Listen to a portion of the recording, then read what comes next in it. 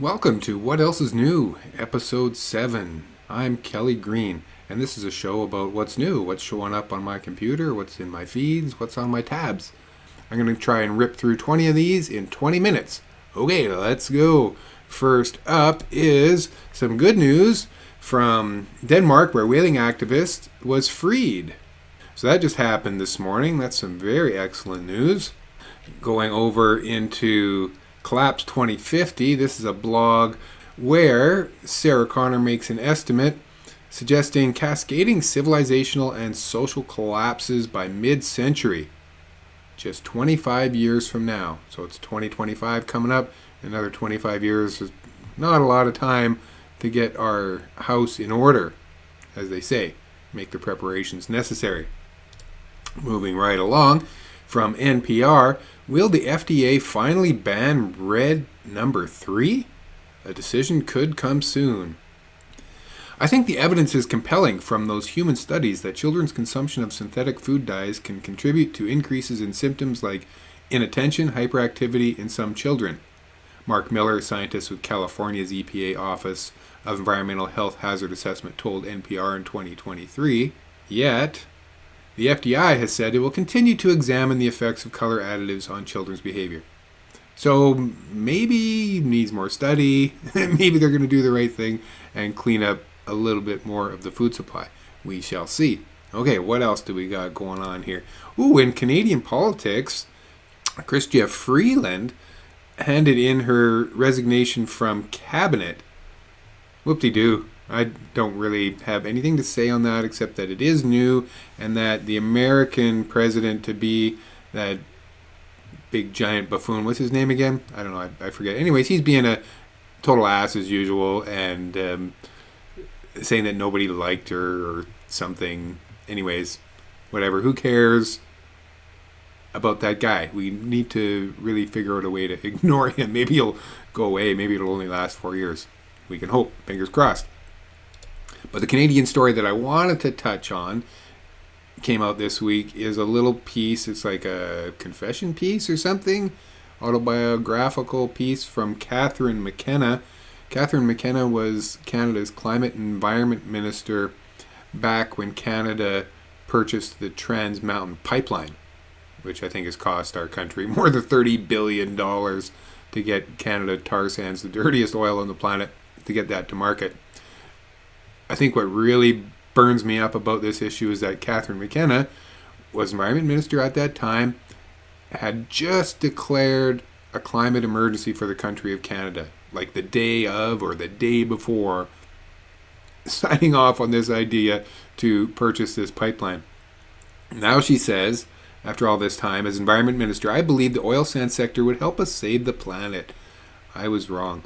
So she wants us to believe that she was so naive and stupid, basically. She's so stupid to believe that the oil companies were actually going to be part of the solution somehow. I got a quote here. Maybe it shouldn't have surprised me that our industry partners were working against us from the inside. After all, oil is their business, their bottom line. Really? Man, this bugs me. This woman is a lawyer. She's a highly educated person. She was elected. She elevated. She had a cabinet position in federal government. And we're supposed to believe that she was so stupid as to think that the oil companies wouldn't be doing what was best for their bottom line and instead be good partners on helping the environment.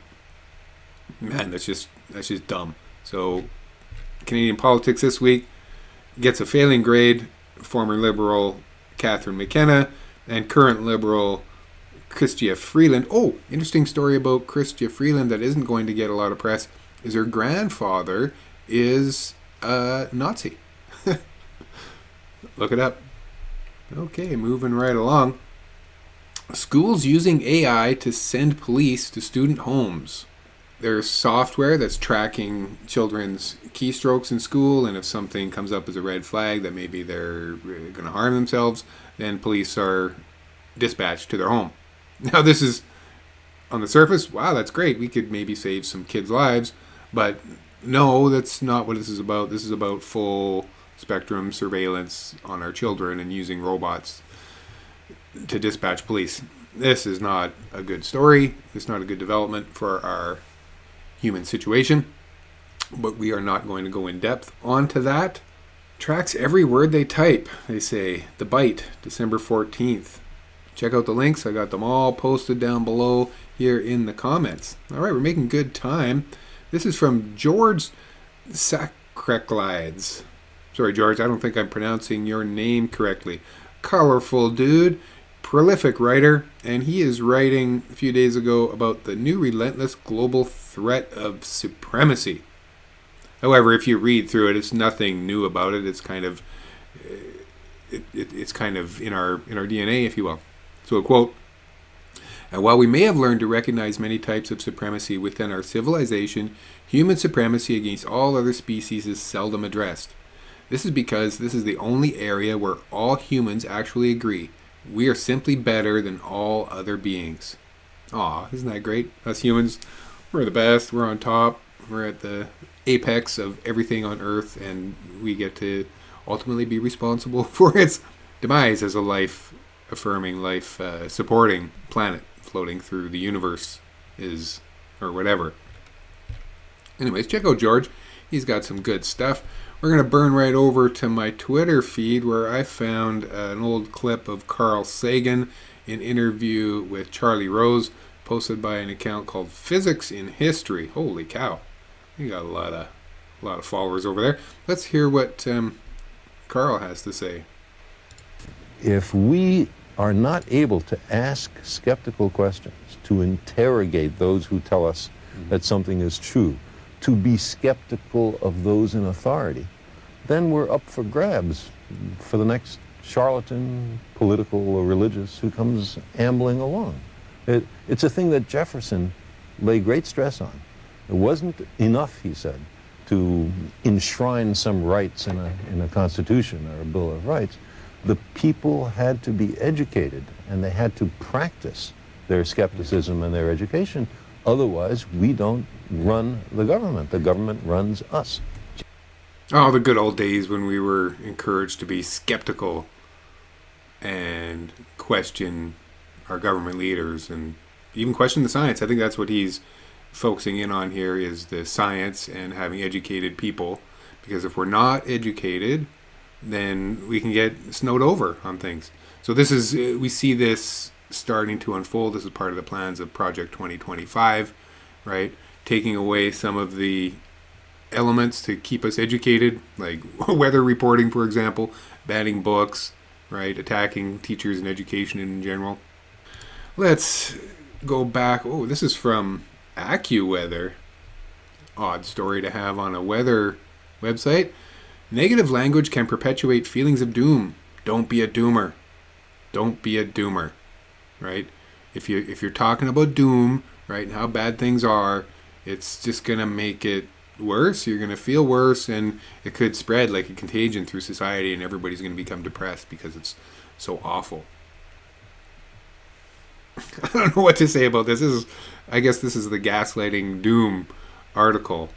Okay, after several paragraphs of explaining how bad it is and why it is to talk about doom, here is a lovely little tip if you're feeling overwhelmed by the collapse of civilization and our climate system. Yikes. The most effective way to manage symptoms of impending doom is to focus on creating and following specific short-term goals rather than broad future goals. Yeah, don't focus on those broad future goals. There's no broad future, okay? Specific goals. So this isn't bad. Focus on those short-term goals. For instance, rather than creating a year-long resolution to read more, you can set a week-long goal to read the first chapter of a short book. Yeah, that's gonna do the trick. Why don't you pick out a new book and just read a little bit of it, and you'll feel better, right, after just accomplishing that one little goal. I like to set little goals for myself too. Making this program, that's kind of a little goal. I cleaned the cat litter box this morning. That was a goal that I accomplished. Got the kid off to school fine. Another goal, well done. Man, let's see what else we can accomplish in this short amount of time. Moving right along. Oh, this is nice. This is Beautiful idea. Where's my notes? I totally forgot about my notes. I'm ripping through all this stuff and forgot to show you that I got all this stuff in my notes, and this is where I'm going to include, I'm going to take everything from the notes, all the links that help to build the show and all my open tabs. Those are all going to go in the show description. So you can follow along, click those links, open up a whole bunch of tabs yourself, and go gangbusters. One of those tabs I hope that you open is for the beautiful idea. This is a brand new media project from a bunch of anarchists down in the United States, I assume. I'm queued up at the 14-minute mark. This is a 1-hour podcast. We're going to talk a little bit about current events and a little bit about organizing. So let's give this a quick listen. 31st, there is a call for New Year's Eve noise demonstrations outside of jails, prisons, and detention centers. So far, demonstrations have been called in Asheville, North Carolina, Chicago, Illinois, Brooklyn, New York, and Montreal, Quebec. On February 1st, we missed the beginning of that. December 31st, prison solidarity actions outside of prisons. You're probably not going to hear about that in any sort of media. You got to tune in and really search out the Anarchist and try and get that information. Let's see what else they got. is the Austin Anarchist Book Fair in Austin, Texas. From February 28th through March 2nd is the Florida Abolitionist Gathering in Gainesville, Florida. And looking ahead from May 15th through the 21st is the Constellation Anarchist Festival in Montreal, Quebec. Finally, a call has been circulating for Festivals of Resistance the week before Trump takes office. Here's an audio version of that call. So, Festivals of Resistance for the Trump inauguration coming January 20th. People aren't just going to be sitting back. So if you want to get organized, you want to get loud, you want to resist, you want to show your solidarity, you want to get into the streets and make some noise in the United States and beyond, it's time to get organized. So here's a little promo clip about that. Along with others around the country, we invite you to join us in organizing Festivals of Resistance on the weekend of January 18th, immediately before Donald Trump takes office. This is a crucial opportunity to engage in outreach, education, and action ahead of what is sure to be a tumultuous time. These guys, the anarchists, the people doing mutual aid, look for them, connect with them, organize, and together we can help each other during these times. I'm not going to say we can make it better. Speaking of not getting better, this is my weather map for today. Holy cow, it's getting chilly. I'm over here, yeah, minus 19 and partly sunny. Anyways, so it's winter. I like the windy map. It gives me a lot of interactivity, helps me understand what's coming and what the forecasts mean and how it's all happening. That's nice. Okay, we're making good time. How to help a loved one who has experienced a disaster.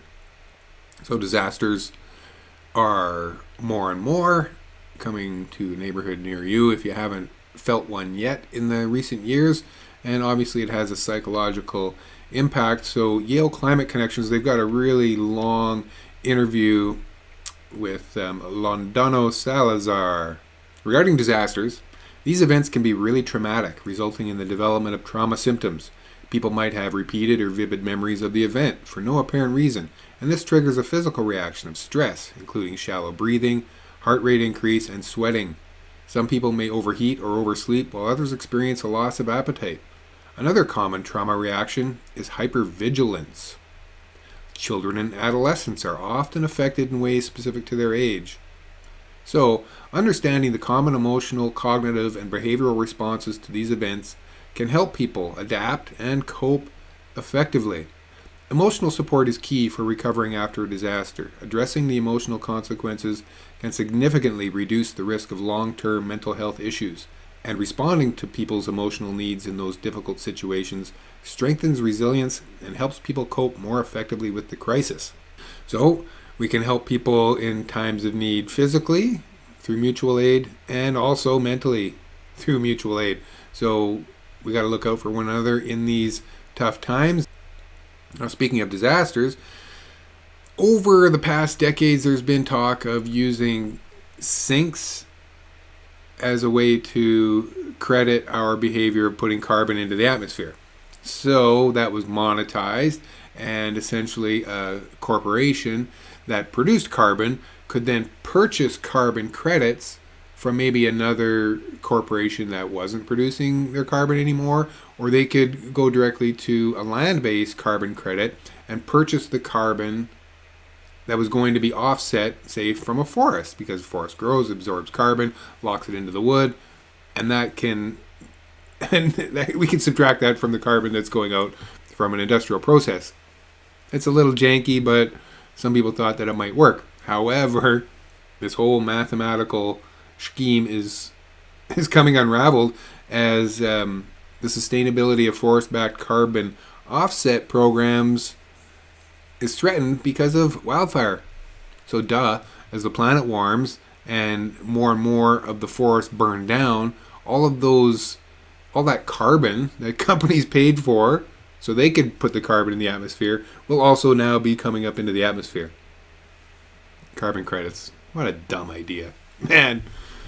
Man alive. Okay, you know what I didn't talk about?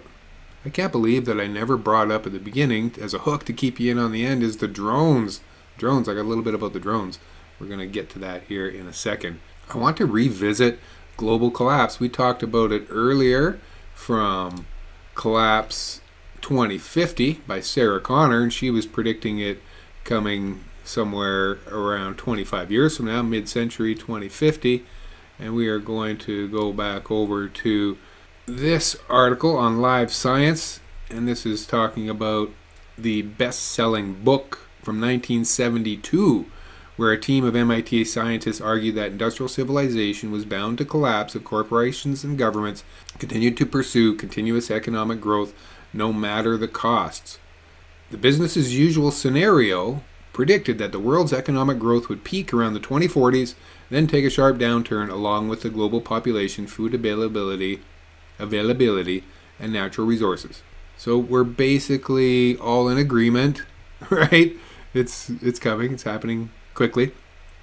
Now, revisiting the limits to growth from the Club of Rome, I don't recommend following this link because it goes to Amazon, so screw them. I looked up a better link and I will provide that to you if you're interested in that book. You can download the book in PDF. You don't have to buy it from that dickhead. I can call him a dickhead because have you seen his head? Okay. From the original book, it contained a message of hope as well. The authors state that the challenge of overshoot from decision delay is real, but easily solvable if human society decided to act, meaning that forward-looking policy could prevent humanity from overshooting the aforementioned planetary limits. Almost 53 years ago, this book came out and clearly warned us, and it wasn't just written by a bunch of idiots. It was a best-selling book. It got widespread distribution. People read it, they understood it, but we didn't do the thing. We didn't act. We didn't decide to act, apparently. So the stuff that they warned of us 52 years ago, well, it's all happening, and even lay people, dumbasses like myself, can figure it out and go, oh my god, oops, yeah, we should have done something about that. Okay, let's get back to the future. From New Scientist, liquid metal particles can self-assemble into electronics. Liquid metal particles can self-assemble into electronics. Yeah, that's probably fine. Probably fine. Okay, speaking of aliens, the future, weird things that are going on. This was new a couple days ago, but isn't now. But we're going to give it a listen anyway. Officers able to make the arrest after using advanced unmanned monitoring technology to identify the location, flight history, and operator position. This comes amid growing concerns about a series. I thought that was interesting because they were talking about how 2 men were arrested flying drones and they were able to track them and figure it out. But all these other hundreds and dozens of drones, we can't track them and figure them out where they're coming from. It's a little bit disturbing and weird, but not as weird as I thought when I found this clip, to later learn that some of these drones apparently don't even have a heat signature, so they can't be tracked, I guess. The mystery deepens. The mystery deepens. This from today, Fox 5 New York, 4 hours ago. New Jersey mayor said there's radioactive material missing amid mysterious drone sightings. Let's give a listen. probably us listening and watching. We also know that we have drones that are flying in a grid-like pattern. In my opinion, they're looking for something. What might they be looking for? Well, potentially, we're aware of a threat that came in through Port Newark. Maybe that's radioactive material. There was and there is an alert that's out right now that radioactive material in New Jersey has gone missing on December 2nd. It was a shipment. It arrived at its destination. The container was damaged and was empty. So okay, potentially wait, we're looking stop for right that. there, Mayor, because that's very important information. It is very important information. And I'm sure that the media will do their job and properly follow up on that. Okay, now lastly on the show, thanks for watching, thanks for listening. This is a little bit of levity and a little bit of music to take us out. Truth Stream Media, here we go. I'm going to call this We Deserve Better PsyOps. What is this new PsyOp? We deserve better PsyOps, 'cause this seems like some bullshit. So glad the alien drones from deep in outer space came here with FAA compliant lights, but at least it took the focus off the shooter's manifesto. Sounds like shitty teenage fan fiction, and I'm glad he kept it short, 'cause he quote respects what the feds do for our country. Of course he does. The White House is like weekend at Biden's, and he pardoned his kid like for 11 years, 'cause no one's above the law. But when they are above the law, they are so far above that law, they might as well be from another planet, which is not where these drones are coming from. Sorry to break your heart. Just lied to you for 4 straight fucking years, I'm sure. Let's go ahead and believe them now. Come the fuck on, are you serious? I'm so sick of this bullshit, 'cause it's such fucking bullshit. What a fat pile of bullshit. Is anyone still buying all this bullshit? I can barely stand it, barely stand it. And guess what else? The next new current thing will 90% chance just be more bullshit, 'cause it's all such bullshit. I'm so tired of this bullshit. Why aren't you? Why aren't you? Why aren't you? What is this new PsyOp? We deserve better PsyOps, 'cause it seems like some bullshit. Yeah, we need some better psyops. Thanks. See you next time.